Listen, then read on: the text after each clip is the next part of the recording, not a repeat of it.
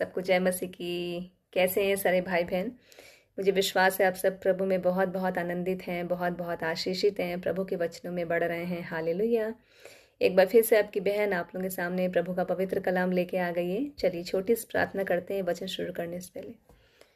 धन्यवाद प्रभु। प्रार्थना करते पिता, अपने वचन से बात करे वे जितने भाई बहन जहाँ जहाँ से वचन को सुने। ये पवित्र आत्मा आप इन सबकी मदद करें वचन को समझने में, और मेरी मदद करें गहराई से वचन को समझा सकूं। इन जीसस नेम, आमीन आमीन आमीन। हालेलुया।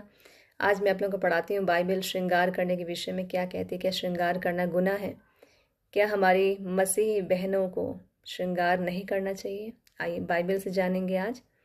पहला पत्रस अध्याय 3 का 3 से 4। और तुम्हारा श्रृंगार दिखावटी ना हो, अर्थात बाल गूंथने और सोने के गहने या भांति भांति कपड़े पहने। तुम्हारा जो श्रृंगार है वो दिखावटी भड़कीला नहीं होना चाहिए कि तुम्हारे श्रृंगार करने से भाइयों को ठोकर लगे।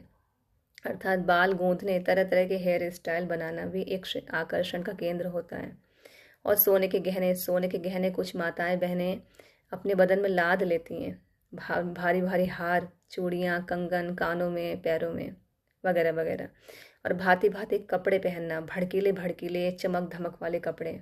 हालेलुया। और ऐसे कपड़े जिससे आपका बदन दिख रहा हो, ये गुनाह है। हालेलुया। तुम्हारा छिपा हुआ और गुप्त मनुष्यत्व नम्रता और मन की दीनता की अविनाशी सजावट से सुसज्जित रहे। तुम्हारा जो अंदर का मनुष्यत्व मतलब होता है इंसानियत, तुम्हारी जो अंदर की गुप्त इंसान है, जो तुम्हारे अंदर नम्रता है, दीनता है, वो सजी होनी चाहिए। वो अविनाशी सजावट से सुसज्जित होनी चाहिए। अविनाशी सजावट मतलब होता है जिस सजावट जो नाश ना हो।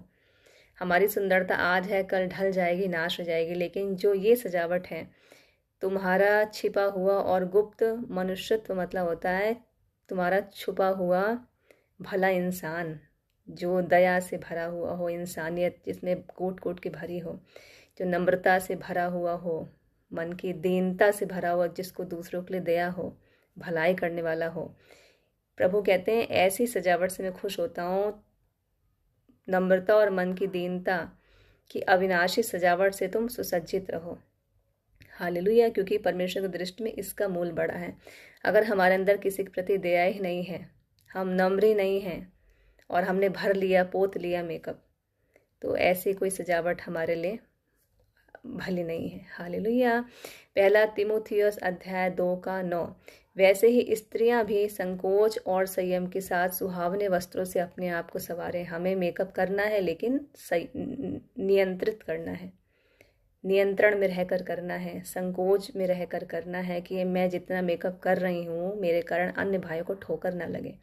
आज बहुतों के घर टूट जाते हैं, इतना इतना कर लेती, बालों में कलर कर लेती हैं, भड़कीले भड़कीले श्रृंगार की। फेस पे अगर आप श्रृंगार करने बैठेंगी तो घंटों घंटों लगते हैं। ऐसे से कपड़े के बदन दिखता है, चमक धमक वाले कपड़े, और ऐसे कपड़े कि जिनमें अगर वो घुंघरू लगवाती हैं, कुछ बहनें जब चलती हैं तो उनका घुंघरू बजते हैं, वो आकर्षण का केंद्र होता है।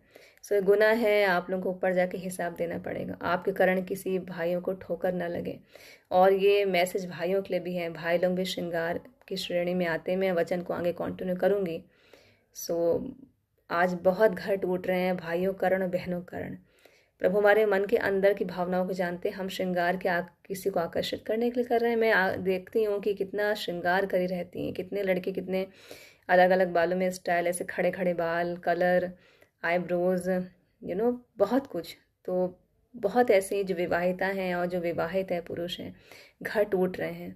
हम ठोकर का कारण बन रहे हैं किसी का। तो बाइबल ऐसे श्रृंगार के सख्त खिलाफ है कि हम मेकअप करते हैं दूसरों को आकर्षित करने के लिए। सो हमारा मेकअप क्या हो, संकोच वाला हो और संयम से भरा हुआ हो, और अपने को सुहावने वस्त्रों से संवारें। ऐसे वस्त्र पहने जो देखने में भड़कीले गंदे ना हो, ना कि बाल गूंदने और सोने और मोतियों बहुमूल्य कपड़ों से, पर भले कामों से। प्रभु हमारे भले कामों से खुश होते हैं। वचन को बार बार पढ़िए, वचन को मैं कंटिन्यू करूँगी। वचन में बने रहिए, अड़े रहिए, खड़े रहिए। पवित्र आत्मा की सहायता मांगिए, पवित्रताई में रहिए। मेन पवित्रताई वचन को लिखिए। हालेलुया। वचन को बार बार सुनिए और लिखिए। लिखने से आपको वचन याद हो जाएगा। अपना ध्यान रखिए। मैं फिर आपके सामने आऊँगी। सबको जय मसीह की।